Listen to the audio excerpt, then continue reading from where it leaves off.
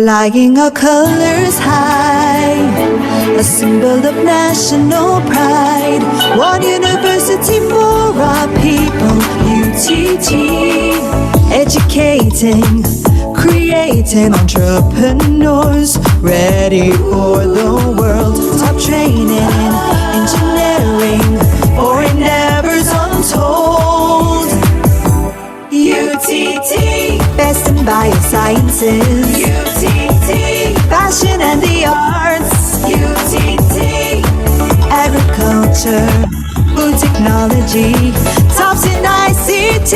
UTT, best in sports, maritime, a place for originality. UTT, our national university. UTT, the National University of Trinidad and Tobago, with international reach.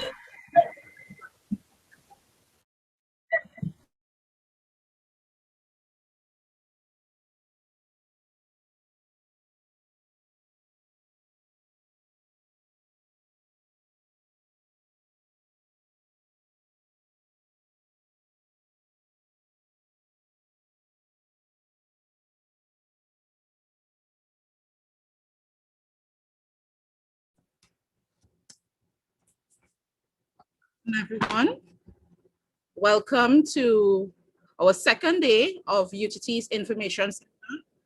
Today we are focusing on our maritime and marine programs. All right. So we would like to welcome you. We have a few more persons still in the waiting room, so just give me a minute.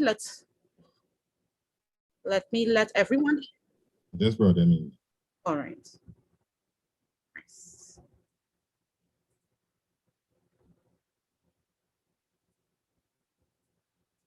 All right, so today I would like to welcome my team, student recruitment team, that is, Mr. Oren Hingson, Ms. Charlene Morris, and Ms. Janelle Thompson. My name is Alana Kamisyang, and we're here today to provide information on the areas of maritime operations, coastal and ocean management. All right, so before we go ahead and introduce our first presenter, I would just like to show you one more video.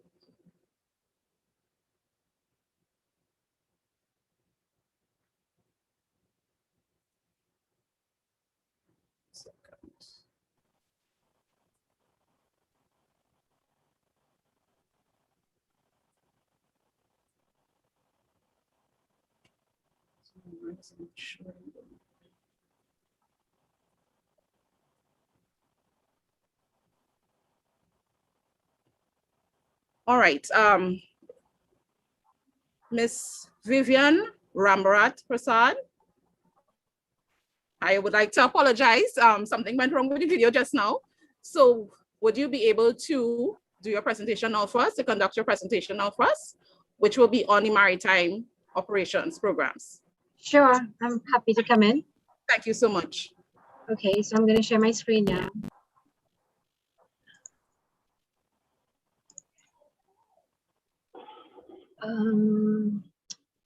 Okay, I'm going to have to not do that again because I need to share audio.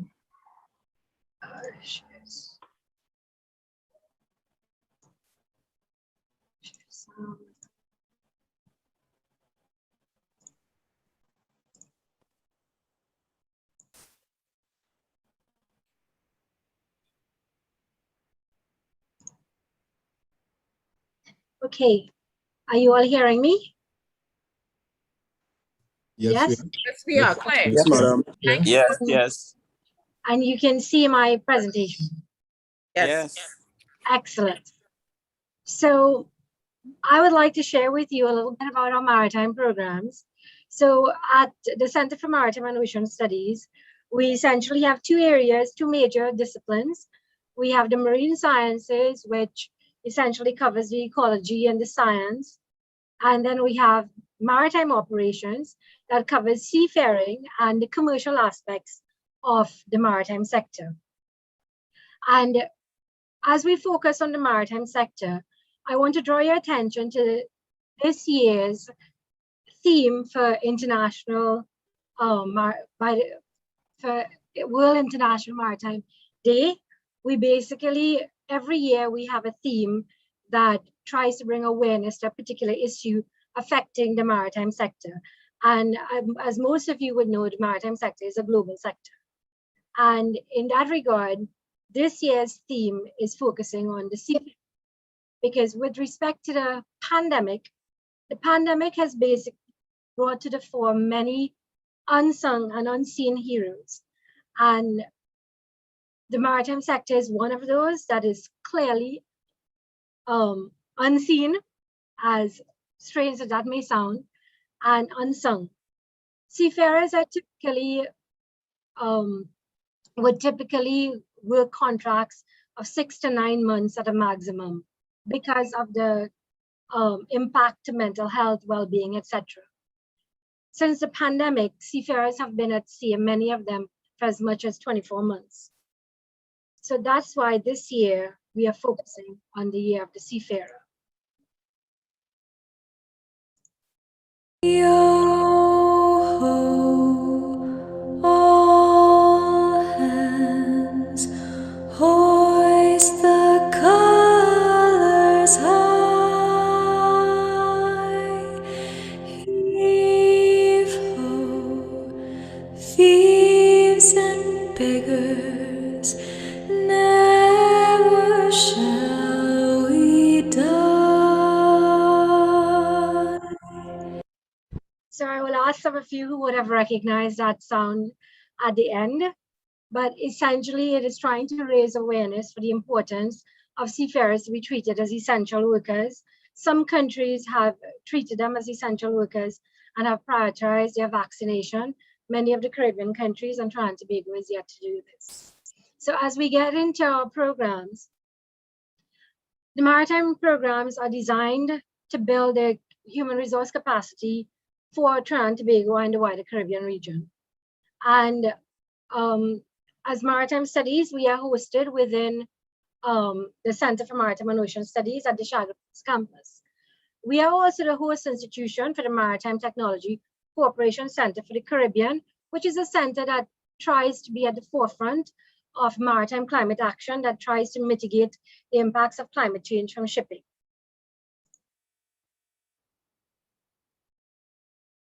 So how do you know if maritime is right for you? The sector is typically known for its good wages. It's a sector where every individual has to carry a heavy sense of responsibility. There is significant opportunity to see the world depending on the career, and most careers, even if you're shoreside, you usually have to do stints abroad to, understand best practices and what is happening in the rest of the world to ensure that your services are top-notch.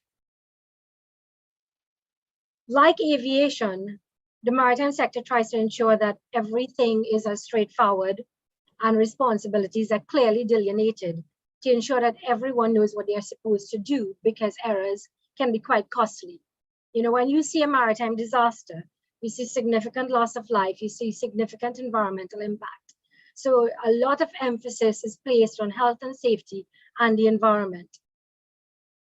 There are holiday periods in the maritime sector, but as I said, the pandemic has placed significant stress on a lot of our seafarers. So there is some career security as well in the maritime sector, because there's still a world shortage of officers, believe it or not, but more so in the Caribbean, there's a shortage of Caribbean seafaring officers, because we are not a traditional seafaring region, and nor is Trinidad a traditional seafaring country. Maritime Studies has been trying to change that, and we have over 100 of our graduates operating in the offshore sector and in the maritime sector globally now as officers. And then we have close to 100 graduates in our shore-based programs also operating on our shore-based side of the maritime sector. All our programs are accredited. Our degree programs are accredited by the Institute of Marine Engineering, Science and Technology. And what this essentially means is that when you graduate with these programs, you can apply to become a registered marine technologist if you're a graduate of the BSc Nautical Science, or Chartered Marine Technologist if you're a graduate of the Masters in Operational Maritime Management. I will take you through our shore-based program that is most applicable to this recruitment exercise, which looks at our BSc and our undergraduate programs essentially. So our BSc is essentially a 4-year program. It's now required that you cover 120 credits, which has been reduced from 144. And this degree, you would find a lot of nautical science degrees are based almost heavily on nautical science and looking at, they essentially incorporate the marine officer curricula as opposed to looking at shore-based curriculum, what is required. So in terms of our bachelor's degree, we have our core courses as economics and law, and then we expose you to a myriad of maritime subjects areas such as surveying, naval architecture, ports and terminal operations, and sustainable shipping as options that you can explore as you seek to specialize in your 3rd and 4th year of the degree. The degree has also attracted funding and sponsorship from the American Caribbean Maritime Foundation. So persons who are interested in this degree for the first time entries can apply for a scholarship from the American Caribbean Maritime Foundation. And we are encouraging persons to also attend a webinar, a Maritime Link Up webinar that focuses on maritime security and the blue economy, and that is taking place on the 11th of August. And attendees of that webinar would be eligible to apply for another scholarship that is also available by the American Caribbean Maritime Foundation that is exclusive to webinar attendees. So a little bit more about this program.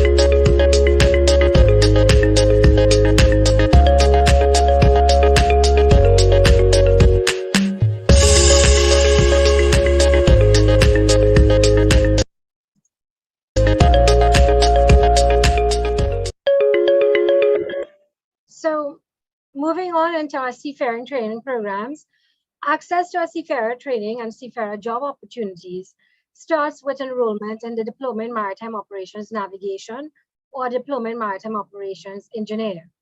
Completing these 2 undergraduate diploma programs will ensure that you have the underpinning knowledge to go on to doing what is referred to as our Professional Officer of the Watch Certificate programs, which allows you to complete short courses and other associated professional courses and written exams for you to achieve your license from the Maritime and Coast Guard Agency of the United Kingdom.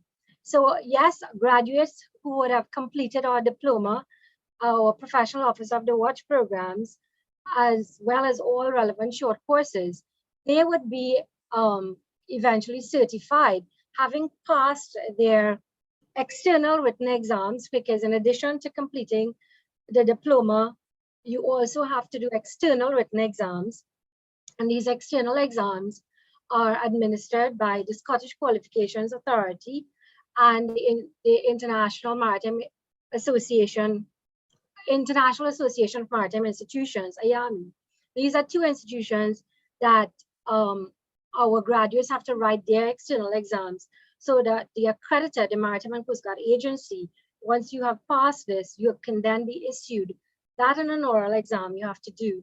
But more about this when you enroll.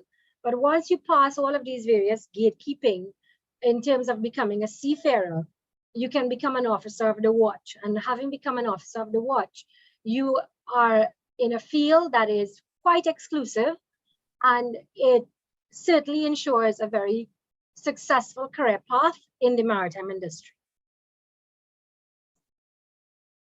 So let's take a closer look at what our diplomas entail. In terms of navigation, your areas of study will typically be chart work and tides, celestial navigation, seamanship, meteorology, ship stability, marine cargo operations, bridge watch keeping. All of these are very important areas of study. And this course of study is captured in a 2-year course, which leads to unsuccessful completion as the Diploma in Maritime Operations Navigation. Similarly, we have the Diploma of Maritime Operations Engineering, where you cover a suite of engineering courses, again designed to give you the underpinning knowledge as an officer of the watch. So in that, you will cover mechanical and electrical engineering, very specific marine engineering as courses dealing with naval architecture, ship construction, steam and diesel propulsion, a little bit of maritime law. You also do maritime law in navigation. It's crucial for navigators in particular. And you have a lot of workshop training and simulator training in both programs. So in terms of our graduates, you find them, as I mentioned at the start of this, across the maritime sector. When our programs first started, if you were to go on board one of the offshore supply vessels, you would rarely find an officer that was of Trinidad and Tobago or of a Caribbean nationality. Now, the majority of the crew on the offshore sector constitute nationals of Trinidad and Tobago. So we've made significant inroads in basically infusing a lot of local content into this area of maritime operations. Down below, you see a snapshot of our maritime faculty. Our maritime faculty is both local and international. And that ensures that you do get, because of the maritime field is so very international, it ensures that you get exposure to the various cultures that you're likely to be exposed to when you join this sector. So I'd like to thank you and hand you over back to Ms. Commission. If you have any questions, I'll be happy to take it at the end.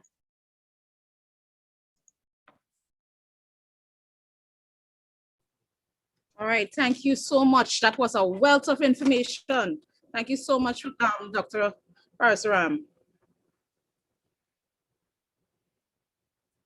The University of Trinidad and Tobago provides education which is designed to equip individuals to be future leaders and captains of industry.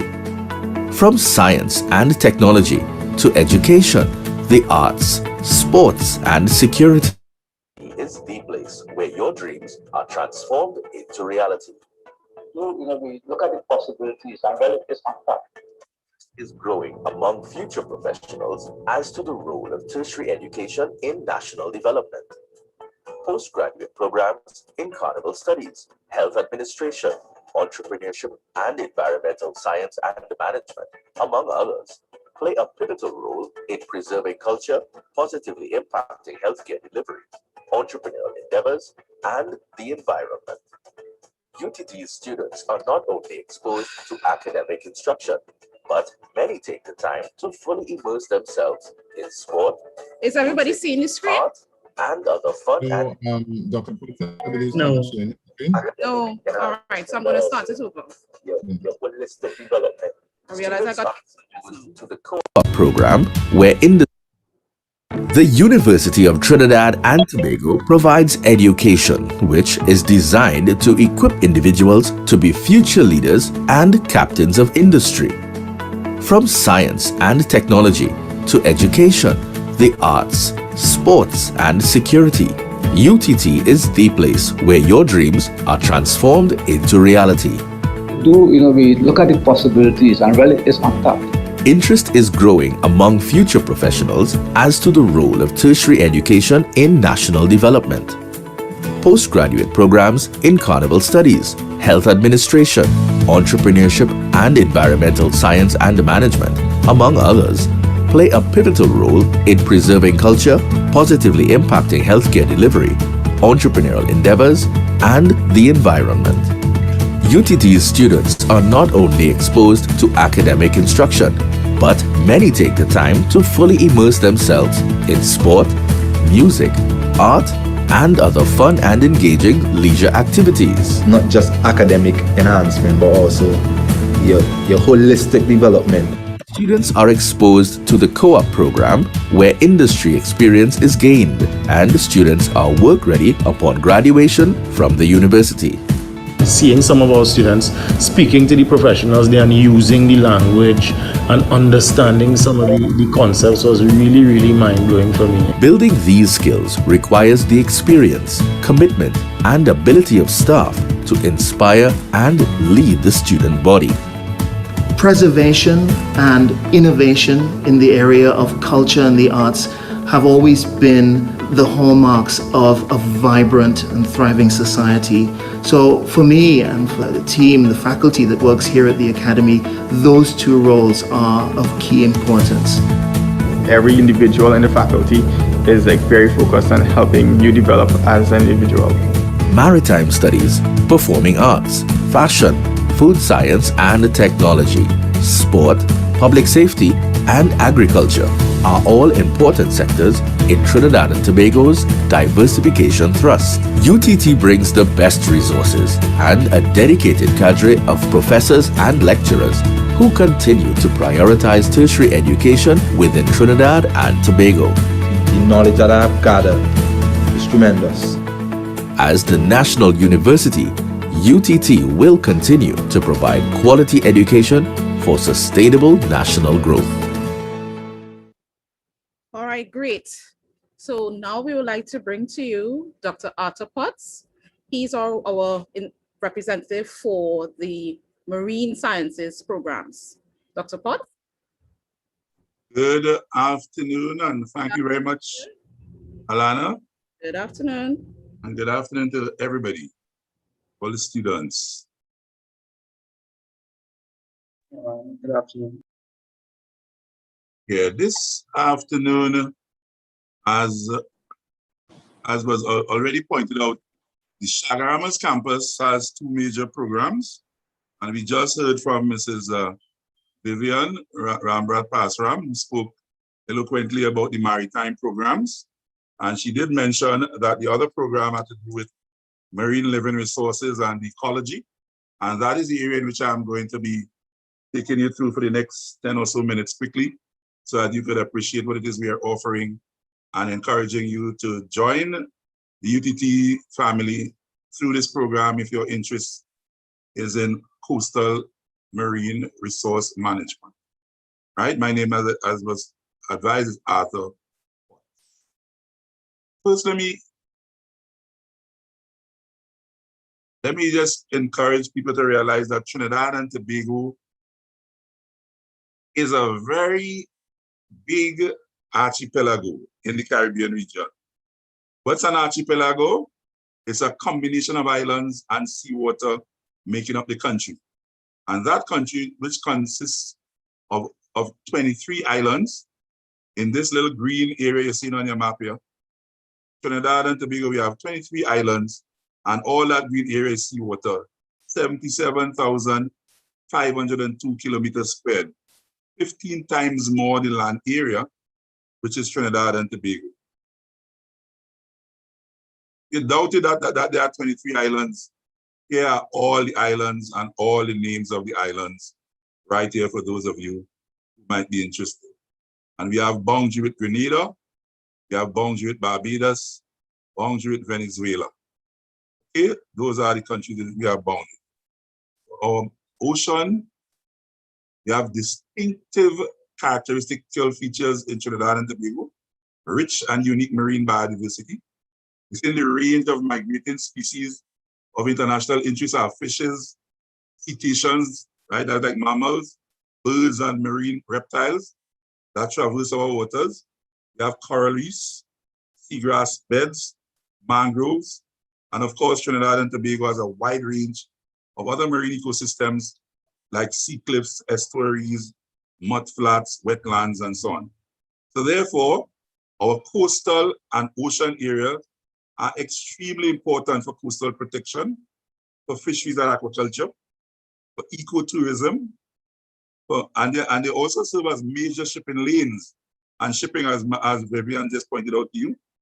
Recreational activities, people jet ski and other things like that. Industrial, western coast, we have all that oil and gas activity happening in our coastal environment. Oil and gas drilling, of course, is a very important thing where Trinidad and Tobago is concerned. In fact, our major economic thrust in this country is oil and gas, and there's where our economy is linked on.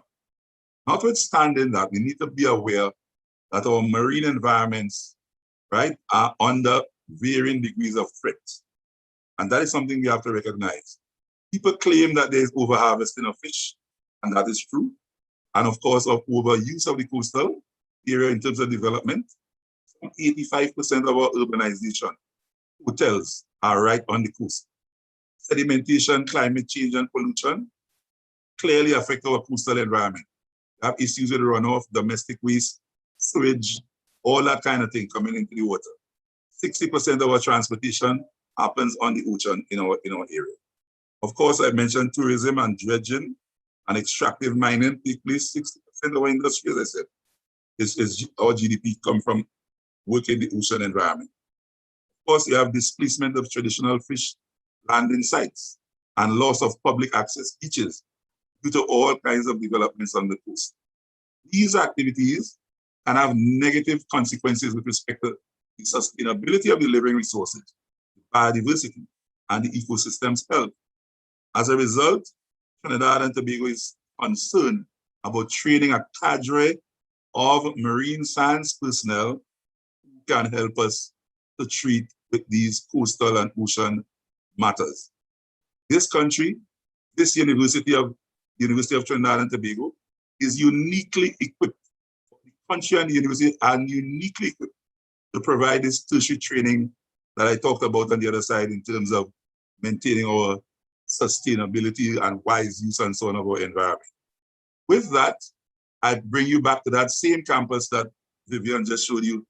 Just that our building is not as nice and as fancy as the one you saw just now, but it's all part of the Chaguaramas campus. And this is the other lovely part of the campus you are looking at here. Of course, this pool is, we have a pool down there, but the pool is on the maritime side and it's available to all students as well. At the Marine Sciences unit, we have properly equipped labs, good instructors, good equipment, lots of what is required to have you properly trained while you're there. One of my colleagues made it very clear that I need to point out some positive things about the Marine Sciences program at the CPT, and that is accredited. Our taught programs are accredited, and of course our research programs are accredited. They are located in a really interesting portion of the country in Chaguaramas, close to the IMA, close to maritime, close to marinas and the Coast Guard and so on. They have very good facilities for students. You have a pool, you have common rooms. Of course, you have good labs. Skills, you learn to snorkel, you learn to scuba dive. By the second year, we expect you to get those skills going. And of course, the campus provides for good relaxation and other things. Now, my colleagues made it very clear that I needed to point these things out. The students are interested in these things. The accreditation matter was well pointed out earlier by my colleague, but I just wanted to make it clear that the ACT has no issues with our programs. All our programs are properly accredited, and they're accredited even by inquiry as well, which is more international. And of course, the IMRS was spoken about because our taught bachelor's and master's programs are also accredited by this particular international accredited institute. The programs at the Marine Sciences unit, let me talk about them quickly. We have 4 programs to talk about. One has not happened, it's proposed, and hopefully will come on stream by September. Number 2, the bachelor's in Coastal and Ocean Management is ongoing. We have the Masters of Science in Integrated Coastal and Ocean Management. It's ongoing. And we have an MPhil PhD program. Young people here will be more interested in getting into the bachelor's program. So this bachelor's program, it builds capacity and encourages entrepreneurship, innovation, and research. You are going to get involved with training in ecology, that's marine ecology, and rehabilitation of coastal and marine habitats, and of course, resource assessments. Our intake is usually in September, down there at the Chaguaramas campus. Of course, now that we're dealing with the pandemic, everything is happening virtual, but as soon as things become available for us to work again down there, we get back to our main campus. It's a 4-year full-time, GATE-approved program, and students can focus on biodiversity, fisheries, and aquaculture, or general, 3 major areas while you are studying this program. And you are required to complete a total of 124 credits to get your degree. So what do you need to get in? A-levels, 2 A-levels, or what we consider CAPE 1 and 2 these days, chemistry, bio, and geography recommended, and either physics, math, environmental science, or some similar discipline. And of course, your communication studies or equivalent. Or you can do one of the diplomas. So what do that ECIAF, you do diploma up there, do the diploma, of course, in some environmental science, biology, marine biology, or similar discipline. And of course, apply to the UTT, and you will be, your credentials will be reviewed, and you will be determined as being qualified to enter UTT. Of course, evidence of years of experience and interest in the field can also be considered under a mature program. So people, once you're interested and you have something to show, please feel free to apply. And of course, we will have our people at UTT examine your documents, and you will be determined as ready to come in UTT. Of course, we want you to have good computer skills and ability to swim and snorkel by year 2 of the program. So even if you can't and you come in, we will help you, we'll advise you as where you can go. And of course, it's very important to learn these things for your own safety. And of course, on the other hand, it's important so that you can participate well in some of the courses that we are offering in the program. So our bachelor's program of 124 credits have 4 interesting areas, 4 mandatory projects. Each year, the students get into these projects apart from doing their courses. There's a service learning program in the first year that builds on life skills. Very interesting course, very interesting program. Students literally put things together as a group. They work together and determine what they want to do, and they get this done. And we have a program called Nautilus, the second year, where you get involved in developing entrepreneurial skills and business feasibility. The IBIS is the 3rd year, implementation of that entrepreneurial skill that you learn and the development of a business plan. And of course, in the 4th year, we have you activate that business plan and get involved in some research. So by the time you leave UTT, you will be impressed with your own learning. You'll be ready for some kind of business, even on your own. Just to point out quickly, while you are doing that Bachelor's of Science degree, you will be exposed to important special natural resource courses as aquaculture, coastal area management, coral reef, mangrove and mudflat and estuaries, fisheries management, marine biodiversity, marine pollution and toxicology. You get some marketing, of course, oceanography, you do project management, marine environmental protection, marine pathology, climate change, entrepreneurship, and of course, you have maritime law and environmental law, MPAs, and so on. Notwithstanding the fact that some of you may not have yet matriculated at the bachelor's degree, it's important to note that upon completion of your bachelor's degree, if you want to continue studies in the marine sciences area, there is indeed a well-recognized MSc in Integrated Coastal and Ocean Management at the UTT. The intake is in September at Chaguaramas, 2-year full-time, 3 years part-time. And all you have to do is an accredited bachelor's degree or an appropriate qualification, and essay has to be written, and you have to have general computer skills. It takes you 36 credits to complete this. a primary research project that you must get done by the end of your 2 years. Coming soon, that diploma in coast and ocean sciences, which I did not speak about, that is coming soon. It has been approved by our academic council at the UTT, and work is ongoing in terms of developing the program for students. It is going to be a diploma in coast and ocean sciences, and it is going to be a 2-year full-time, 3-year part-time, and we're now seeking gate approval, and we are waiting to start to train you in marine biodiversity, fisheries, and agriculture. You are only expected to 6 credits. This program, you only need 5 CSEC or 5 GC, 1, 2, and 3. 3 from 1998, of course.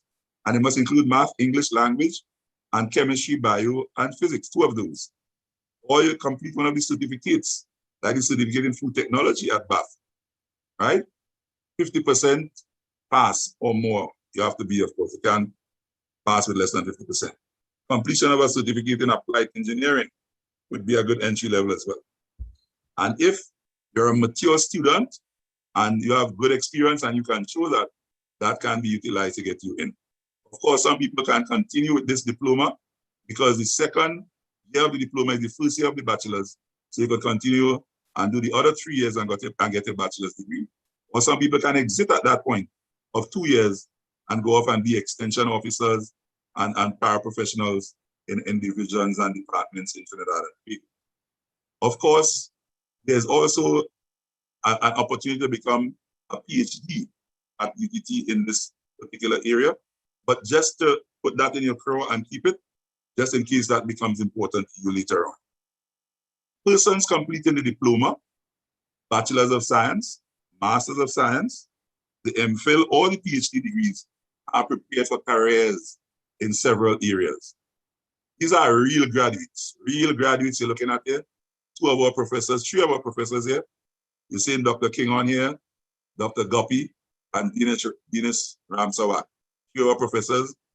These persons in green are our bachelor's graduates. These in red are the persons who graduated with the Masters of Science a few years ago. When you are completed, you can find jobs in the public sector. That's a whole bunch of jobs you are seeing there. Teaching positions, environmental educator, fisheries officer. In the private sector, you can work with NGOs, right? Like Turtle Village Trust and all those people. Aquaculture development officer in some divisions.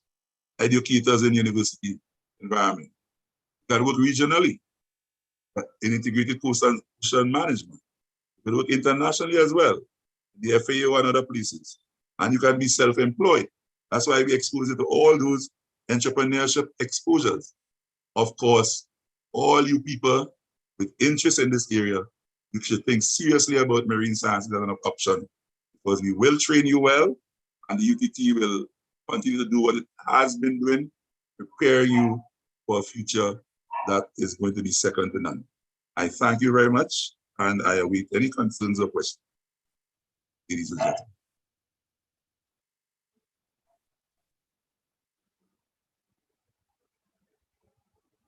Thank you very much.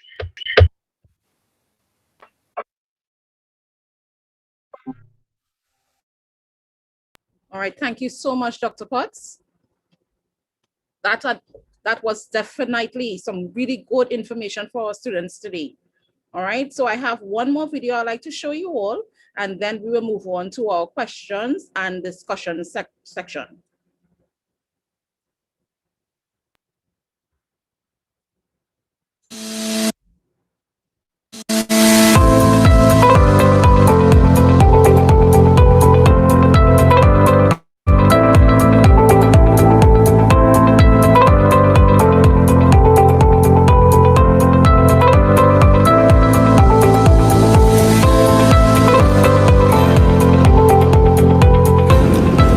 Its Proficiency Diagnostic Assessment or PDA, the University of Trinidad and Tobago offers provisional acceptance to students who are either writing CSEC examinations or awaiting CSEC results.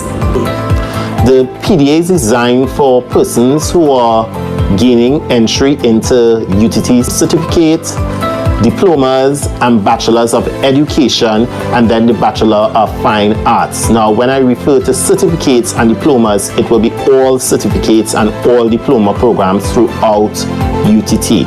But specifically for the Bachelors of Education and the Bachelors of Fine Arts, because in these programs, the minimum entry requirement will be CSEC passes.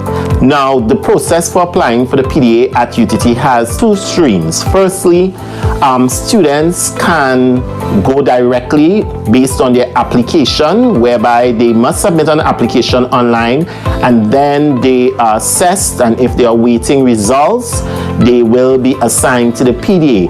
It is also open to anyone who is applying to UTT. They don't have to be a secondary school student. You can be mature entry, and you think you need to just brush up on some skills in math and English, you can apply, and then you are recommended to the PDA.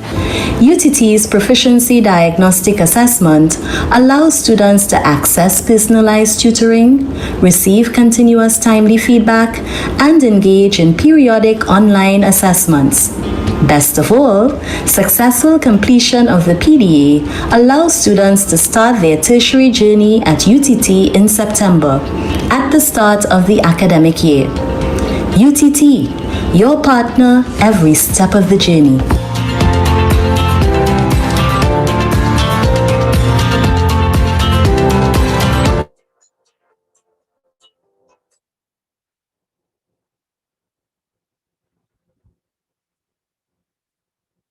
All right.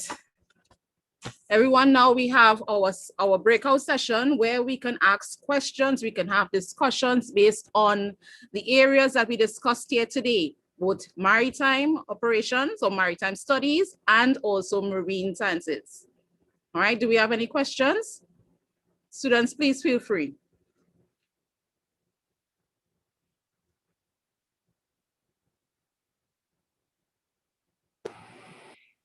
I have a question. Sure, go ahead. Okay, so sometimes I do work offshore. I get short contracts from time to time, but I want to get enrolled into the marine engineering, the mechanical studies, that part, because I went to NSC a couple of times and did some other stuff there, drilling rig mechanic and these things. So what I wanted to ask is, would it be online, and how long would it be online for? So I would know how work would be, how to put myself in place to attend, basically. Okay, Kazim, thank you for your question.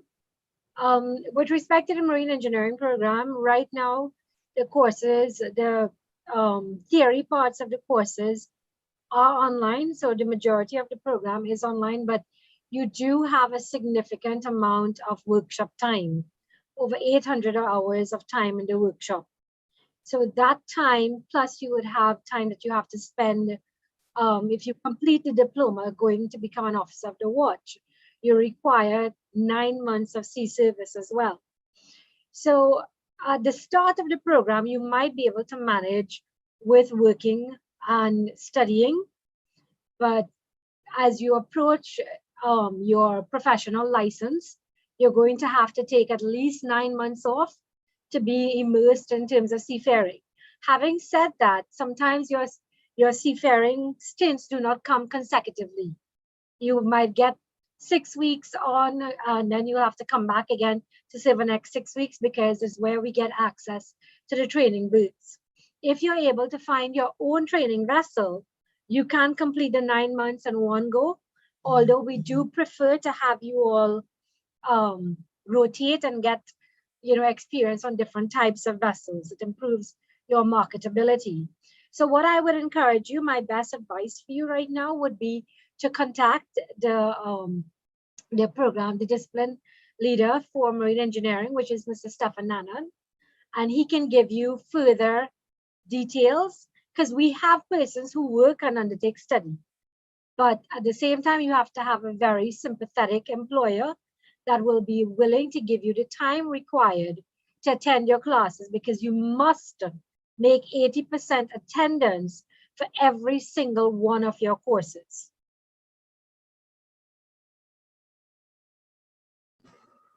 Could I have email or contact for said person? I'll put it in the chat. Oh, okay, nice, thanks. Yeah. Thank you. Questions, anyone else?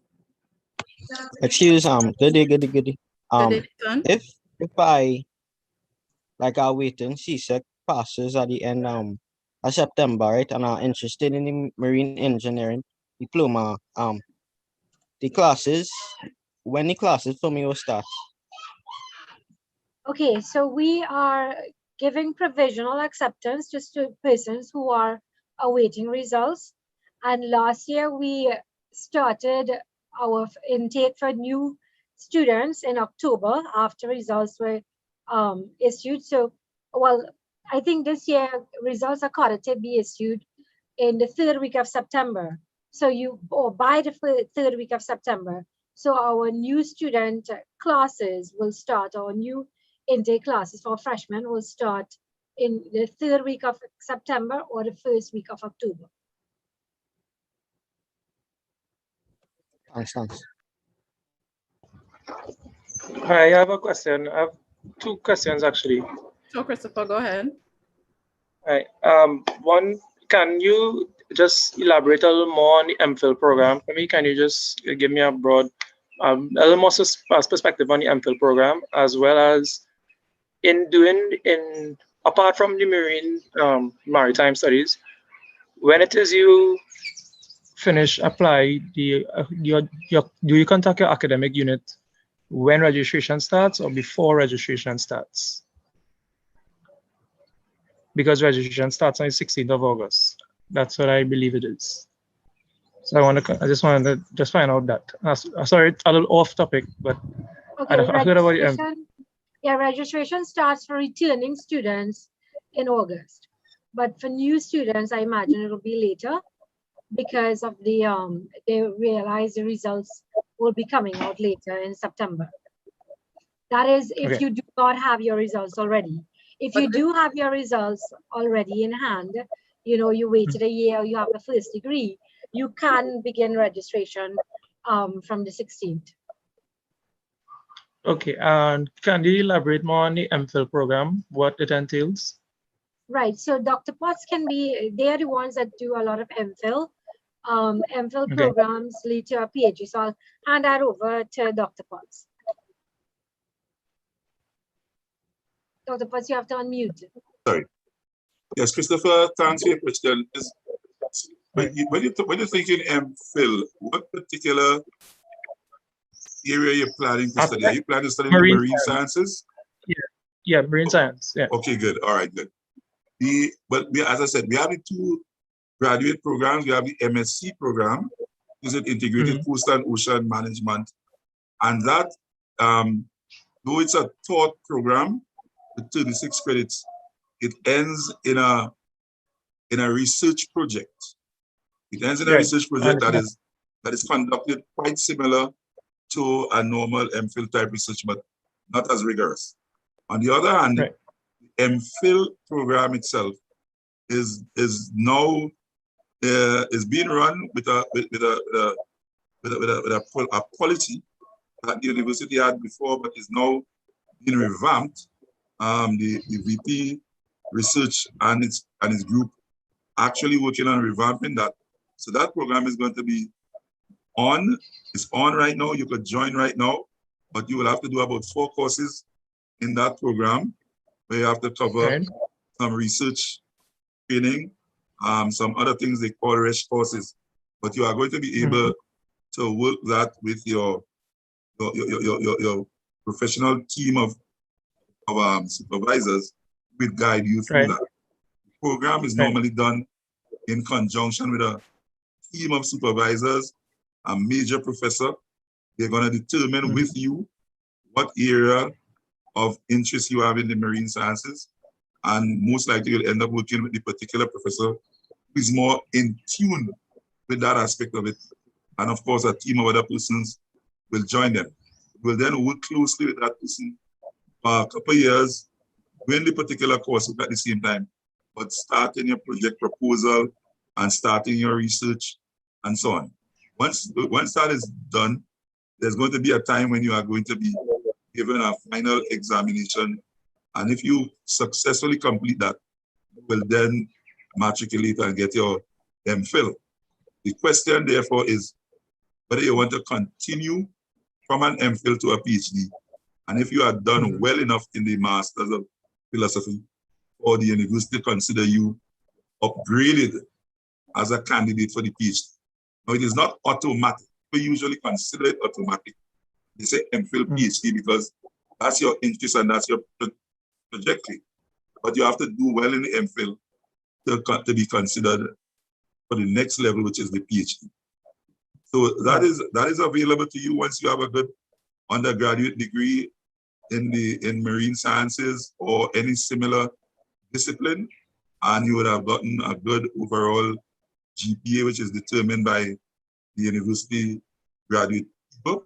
Of course, you're going to be guided by personnel in marine sciences, and normally with that kind of advice from the department, you normally know if it goes to the next level, you stand a good chance of getting in the program. But right now we have a Dr. Ria Guppy, who is the discipline lead at the Marine Sciences for the MPhil PhD program. I would encourage you to call Dr. Guppy and have a conversation with her. And she is well equipped to guide you. Yes, sir. Thank you. With everything you need to know about becoming an MPhil and possibly continue to be a PhD candidate in our program. Right, Chris? Thank you. Thank you very much for your interest. All right, thank you, Dr. Potts. Thank you, Christopher. Do we have any further questions? Hi, good day. Hi, Tanika. I have, yes, Tanika. I have general questions. Like, I got accepted in like May for the maritime engineering operation, and I was wondering when exactly do I have to register, because the calendar is the old calendar. I'm not sure. And when you do the maritime operation diploma in the engineering, you're qualified to work as a seafarer, right? So after that, no, let me take some of your questions one at a time, please. Sorry. Is it Tanika or Miss Knight? Yeah. Okay. So you would have been given, you have your subjects already, including physics, right? Were you given okay, so you would have been fully accepted into the program. Yeah.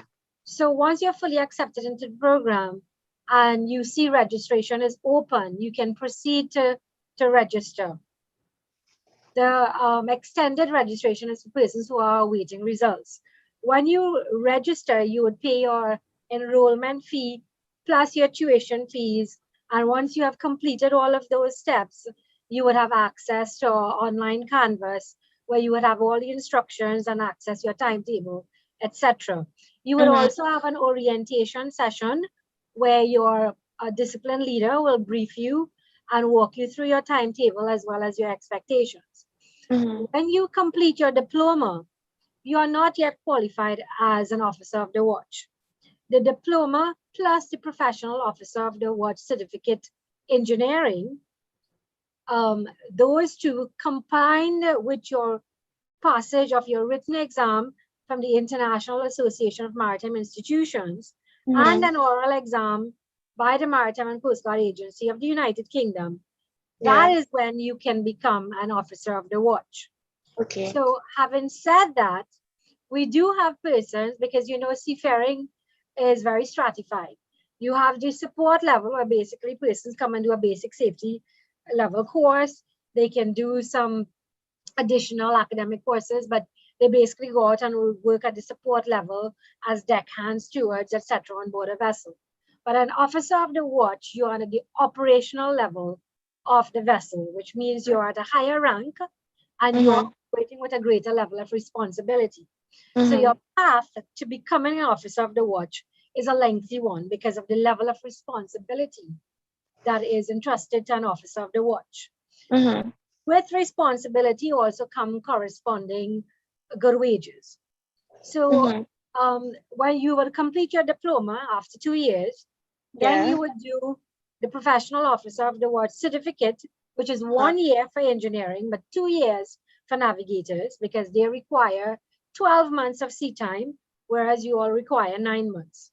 Okay. And the sea time isn't easily available, so you have to usually get spaces on board vessels, etc., and that takes time sometime.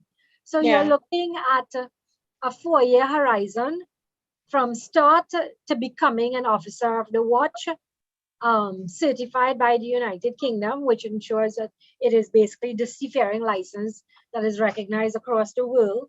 With that, you know, you become very competitive in the maritime market.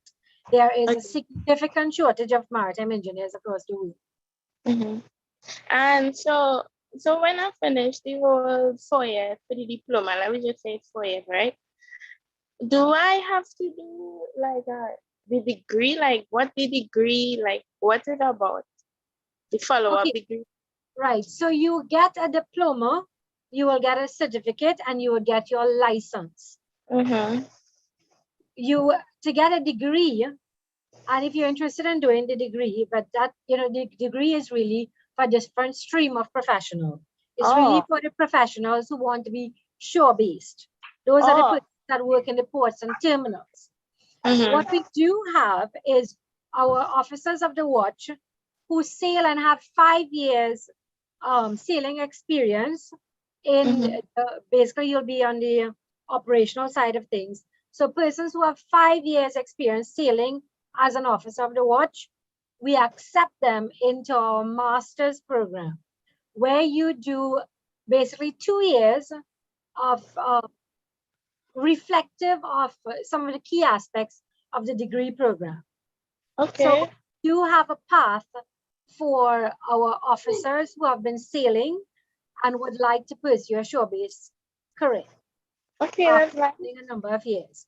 So we do take persons who have sailed for a minimum of 5 years. So we usually have, because, you know, the money is good, we tend to have persons who can afford to want to look to come shoreside, usually maybe between 8 to 10 years. For women, they might want to come alongside shoreside earlier, you know, for family reasons, etc. And they, you know, their masters adds a nice wrap up in terms of their shoreside, the qualifications for becoming shoreside. The master is also frequently being asked for. If you look at all of our energy majors, when they're advertising heritage and BP and all of those, if you look at most of the energy majors and our marine operators, most of them have either graduates of our programs heading their department or students on their middle management undertaking this program as well.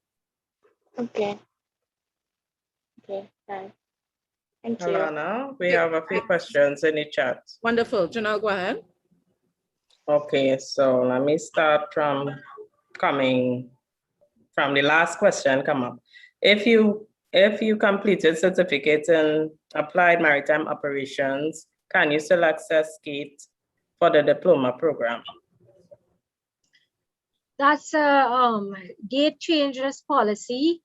So I'm not a GATE person, but I know that it can be difficult given the changing GATE policy, because GATE now only sponsors one undergraduate program.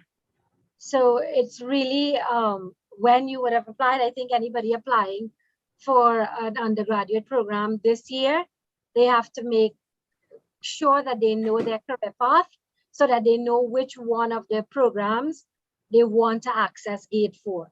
So I would suggest, of course, that, you know, if you know that there's a series of undergraduate programs that you need to undertake, that you choose the most expensive one to access GATE for. Right.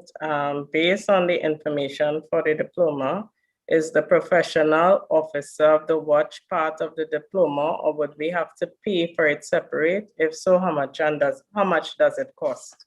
Right. So the professional officer of the watch diploma is either navigation or engineering. Engineering is 1 year, so it's currently 18,000.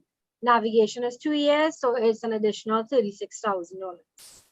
So these are still heavily subsidized programs.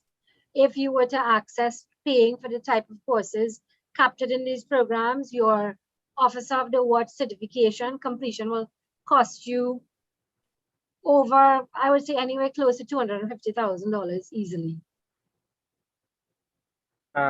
We also have another question. When seeking sea time on your own, are there specific companies that I need to work with?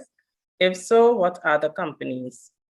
Okay, so it's a long list. So what we do, if persons are seeking sea time on their own, we ask that you bring the company that you've secured your berth to us so we can approve the vessel. The reason we ask to approve the vessel is because we need to identify a training officer that will be signing off on each of your tasks. Because once you enroll in the professional officer of the watch, you are given a training record book that you need to fill out as a document, a logbook. And that is submitted as evidence of you completing all your assigned tasks to the licensing agency, which is the Maritime and Coast Guard Agency. So we need to ensure that there is somebody who is certified to sign off on your task on board the vessel. So it has to be an officer. The vessel has to have officers that are recognized by the Maritime and Coast Guard Agency of the United Kingdom. So for example, somebody that has a training officer on board that has a Honduran license, they will not be able to sign off on your training record book.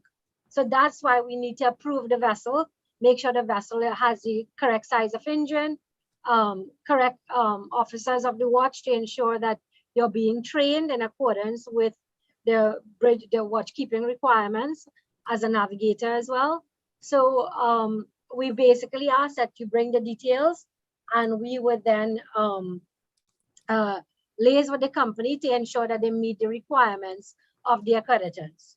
Because we don't want a case where you go off and do the sea time and then it's not accepted by the licensing authority. And one more question, how do we become chief engineers?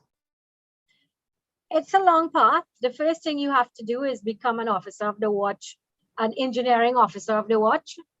So an engineering officer of the watch is the license that you will get after you have completed the diploma, the professional officer of the watch, and having sat your external exams and your oral exams. Then you have to have sailed for a period of time to be eligible to enroll for a second engineer license. And then having sailed as a second engineer, then you can enroll to do your chief engineer certification. So it's a long process. It's not one that you can just sit down in a classroom and say, I'm a chief engineer at the end of 6 years of study. It doesn't work like that. And that is why the profession is completely different from traditional academic areas where, you know, you'd enroll in a bachelor's program and then you enroll in an MPhil PhD program. And after 6 years, you have a PhD. It doesn't work like that. The path is longer. It is competency based. So you must be able to demonstrate that you can perform these tasks while at sea. And again, this is so because these professions are internationally regulated. And because of that international regulation, you have to be able to demonstrate you have the competence to be recognized internationally, to be certified as a chief engineer. And similarly for chief mates and captains, or master mariners, not captains, master mariners.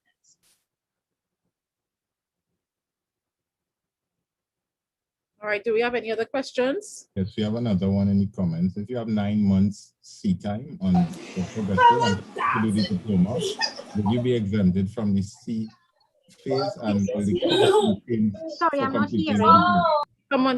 There's someone with their mic. I just muted Right. it. Just muted Okay, great. Thank you. Let me But I take was that- hearing the question. Yeah, let me take that again. If you have 9 months sea time on offshore vessel and coming to do the diploma, would you be exempted from the sea phase? And will the cost be changed for completing the diploma? No, unfortunately, we have to have you operating as an officer cadet, undertaking the assigned task. Having said that, there is a different, there's something called the experienced seafarer route, where if you complete 36 months of seafarer duties on board a particular certified vessel with a training officer, you can apply for a notice of eligibility to the Maritime and Coast Guard Agency, and they will determine whether you have the requirements, and you will still have to sit the exams from the SQA and the IAMI, depending on which one you're doing, to determine whether you fulfill their requirements to be issued a license. So it sounds that, okay, I can go out and get 36 months of sea time, but at the same time, it has to be relevant sea time that shows that you would have covered the curricula by practical experience. So essentially, it would have been experiential learning. So unfortunately, UTT does not offer the experienced seafarer route. Our route is academic training plus simulator training plus practical training on board a vessel. So if you begin the program, you will then, having successfully completed the theory component, then you can begin collating your sea time with your training record book as an officer of the watch. So in summary, it doesn't count unless you are attempting to go the experienced seafarer route. All right. I am seeing one question from Miguel Rampasan. He's saying he's a fisherman and he wants to know if he can join the program. That's the question. Which program? Is it marine sciences or maritime? Miguel Rampasan? I'm wondering if he's still here. Says anyone. Says anyone on the text. Anyone? Okay, yes. I'm now saying Yeah. anyone, yes. Okay, Right, right. so- Yeah, go ahead. Please.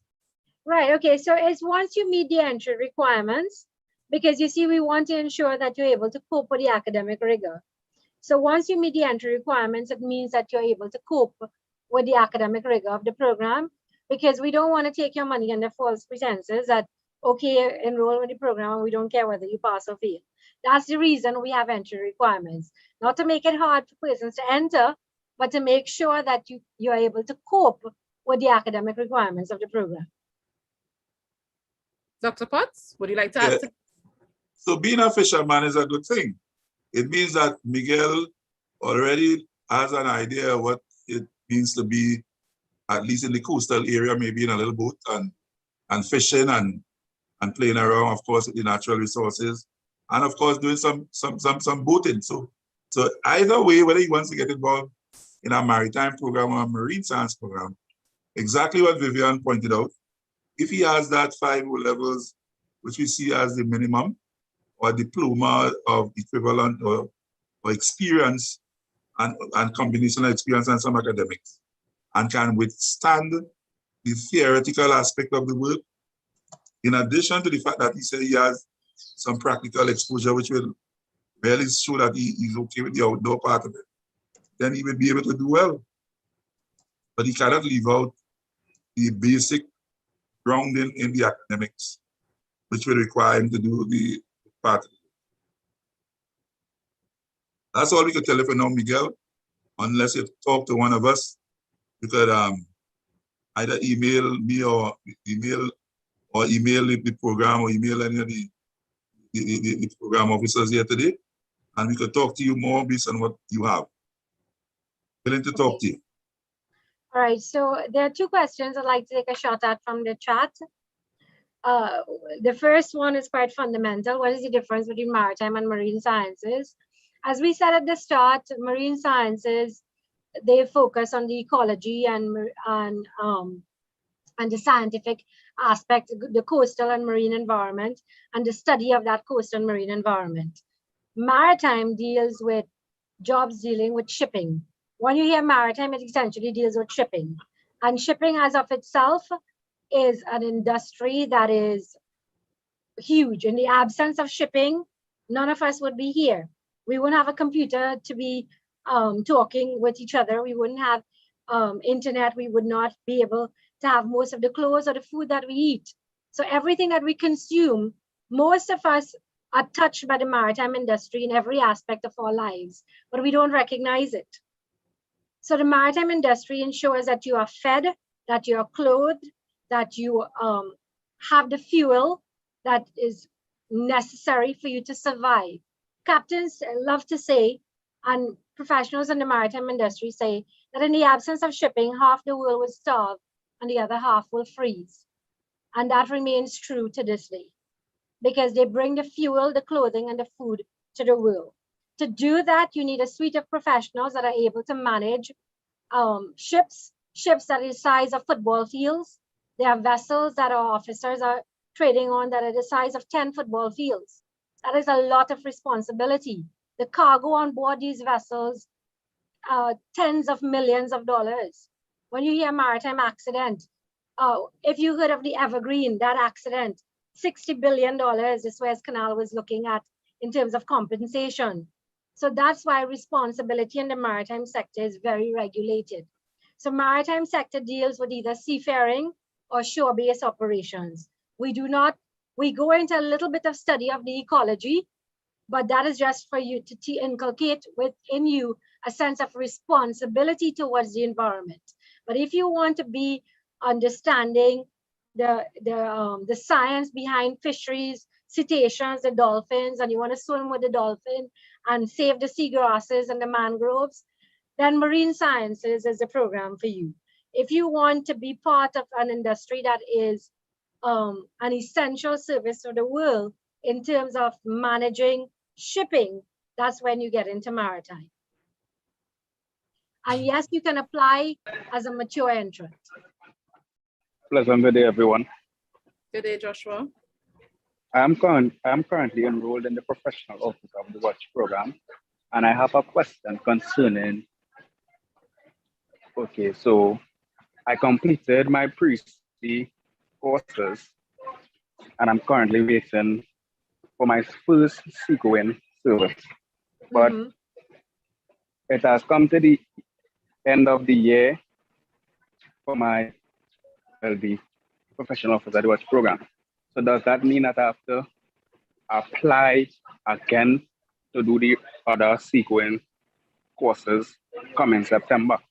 Okay, no, your tuition fees for, and you said you're in engineering, right? Your tuition fees would have been covered. Because of the complexity with the officer program, we have been dealing with GATE, and they have understood that the seafaring berths are hard to find, and they understand that the programs can get protracted.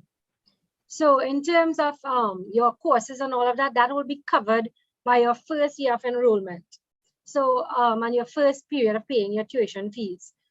When we are able to run, if you've covered your basic safety training, then when you're ready to go out to sea and you come back, you will have to sit. I'm not sure what other courses. I think the engineers, you just do the basic safety training, and probably you might do some of the tanker courses. But essentially, your tuition is already covered. And although you would be looking at an extended period, we would facilitate that training as and when required for you to complete your Professional Officer of the Watch, as well as your licensing requirements. Because we take you straight up to your sitting your oral exams. Dr. Parisma, we have a student ask a question since early. She was asking Anita Ramkison, seeing as most of the classes are online, how would we go about with the workshop courses?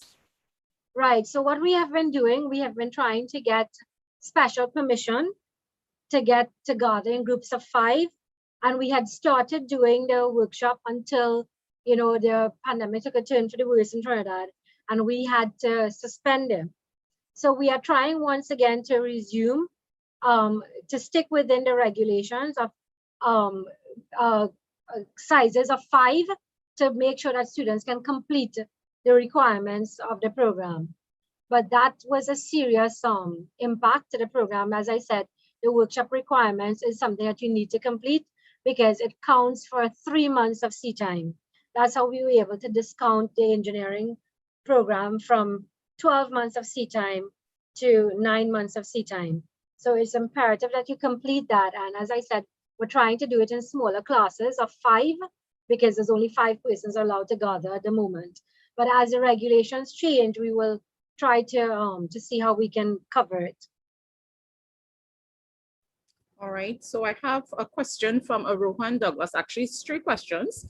He's saying that he lives in Tobago, so he needs to understand how to go about making lodging arrangements. The second one is housing material delivered, which I think we answered already, right? He's asking if it is done online or face-to-face and that kind of thing. And the third, let me see if I can get it. Progression from the navigation course, is it up to being certified, to be a certified captain? Can he be a certified captain after he does the navigation course? Okay, in the maritime industry, there isn't something called a certified captain.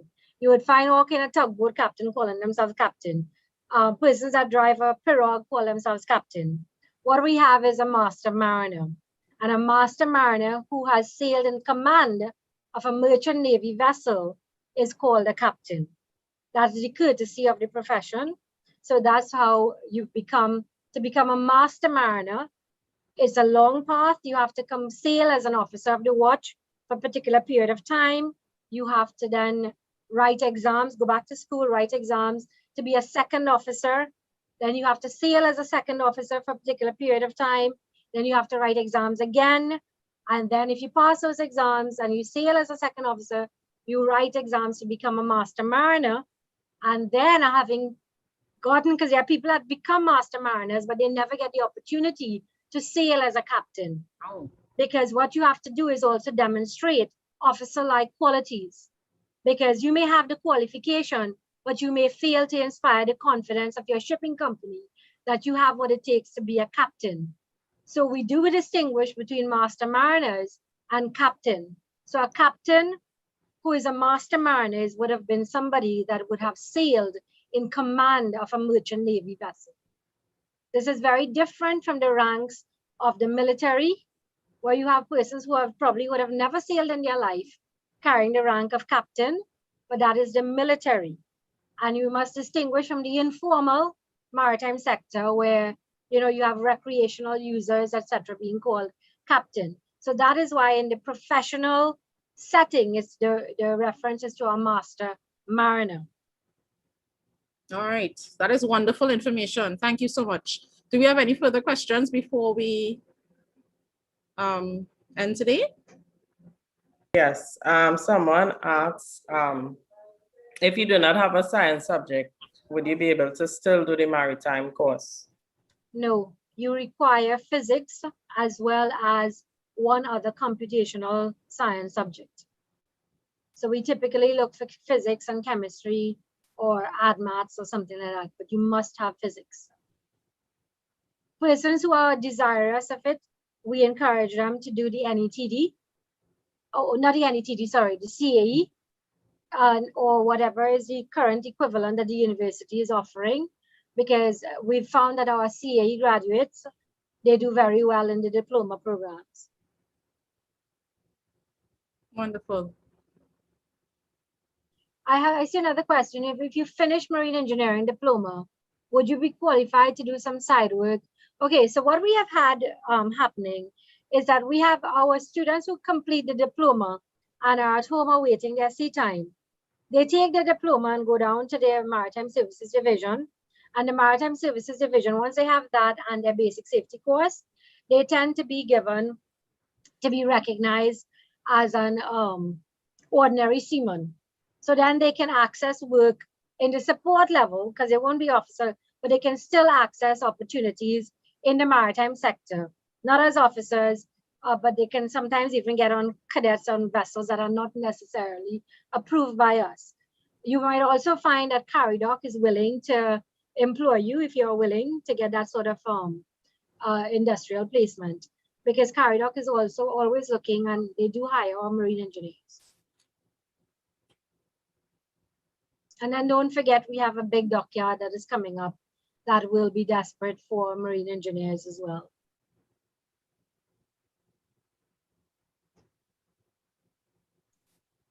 All right. So my presenters today, do you have anything else that you would like to mention? Right. So for the student that said he lives in Tobago, right now the pandemic works in your favor in that you are able to access your classes from anywhere in the world. And our accreditors have approved us to continue to deliver our online classes. Previously, seafaring programs were not allowed to do online classes because of the practicality of it and because of the need for that interaction in the classroom. And again, it's competency based. So if distance is important to you, right now you have at least probably a year of online schooling again. Heaven knows how the pandemic is going to turn out. But if there's any opportunity to undertake studies online, it's now. And to have those studies recognized as being fulfilling the academic rigor of accreditors. So that time is now. And as you grow closer to the time required when you need to do workshops, etc., I would say that we do have dormitories, but our dormitories are currently closed because of the pandemic. So we do have dorms on the campus. We have single suite dorms, about 30 of them, as well as we have multiple occupancy dorms as well. And of course, those are cheaper. All right. And you can apply for it by contacting our student development unit. Okay. Yeah, just a closing. Just to add a little more to what Vivian said, the marine science really caters to treating with studies of the living marine resources. We're talking about the coral reefs and its living resources, the fishes and whatever else goes with it. The seagrass beds and what also lives there, the conch, the lobsters, the whatever is there with it. The mangrove areas, as well as all the nursery ground in there for all the species, right? So all those living marine resources, whether it's in the coastal or in the ocean environment, are the major things. Of course, the actual marine environment itself, the ocean itself, the waters of the ocean, and the health of the ocean. Is it properly oxygenated? Not poisonous in terms of people putting things in the water, or oil spills, and other things that will damage the resources. Things like that. That managing the coastal areas as well for protection against storms and hurricanes and so on. All those things are important. And of course, there's that combination of the marine science itself and the maritime, where clearly, though they deal with it for all the shipping and movement and transportation of goods and services, you also have to work clearly to maintain the environment in a healthy one, because if it's not a healthy ocean environment, there's no need to ship anything, because not just the marine resources will be living, humans will also have a problem. So that's the reason why it's very important to see both of them as two major important areas and to enter. There are very important sciences involved here. That is why we ask you to get your math and your English. Think very much about the biology. If you want to go to the natural resource side of it, chemistry and the physics, and your math. And of course, once you're doing maritime, lots of computations are required in the engineering and also all those other aspects. That is why Vivian pointed out the need for physics, your chemistry, and your add math and so on. So don't let those subjects scare you. Spend your time, study them. Once you understand the concepts and what is involved, you can get a grade 1, 2, or 3. So don't think about trying to get in without them. Get the subjects, they're not that difficult. Dedicate your time and get the work done. And we'll be willing to accept you into the program and to have you on your way on an exciting career. So let me say thanks again to our team, Alana and Oronde and Janelle and the others for doing, Charlene, for doing such a really good job for allowing us to talk to you. Thank you very much. All right, thank you very much, Dr. Potts, and also to Ms. Vivian Rambarat Parasuram. Thank you so much for being here. Thank you for giving us of your time and your knowledge. All right, I am sure our future graduates benefited from it. All right, so we would have further sessions coming up. One on Thursday, we will be focusing on different program areas, and we'll also have 3 other sessions next week. All right, so I will post in a bit, I will post the session for Thursday, but I will firstly like to share my screen to show you to give you the contact information for the SRU team. All right, so if it is that you have any further questions, you want to discuss anything, you can contact us Monday to Friday during the hours of 8 to 4 p.m. All right, so I'm going to share my screen now to provide you with the contact information, and applications are open. So feel free to apply for our programs at UTT.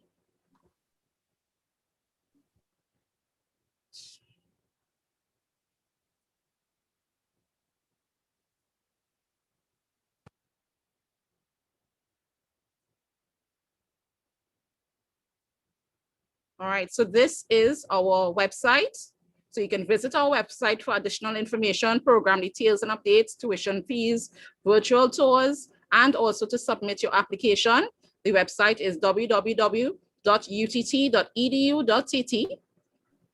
And the contact information for the SRU team. All right. This is my contact details here. Oh, wait. Something went wrong. So it's posted in the chat. It's also posted in the chat. All right. And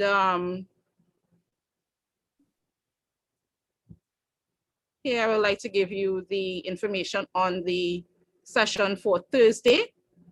That's Thursday, July 29th, same time from 3 p.m. to 4 p.m.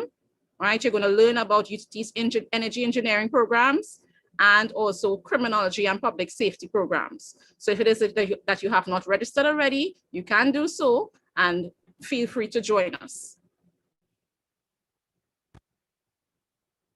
All right. I'd like to thank everyone for being here again. All right, I look forward to seeing you next week. Well, next Thursday. Well, this Thursday coming. Thank you. You're welcome, my dear.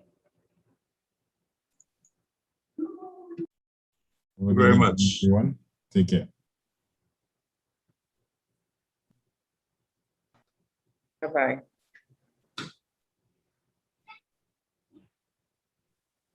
Thank you. Thank you.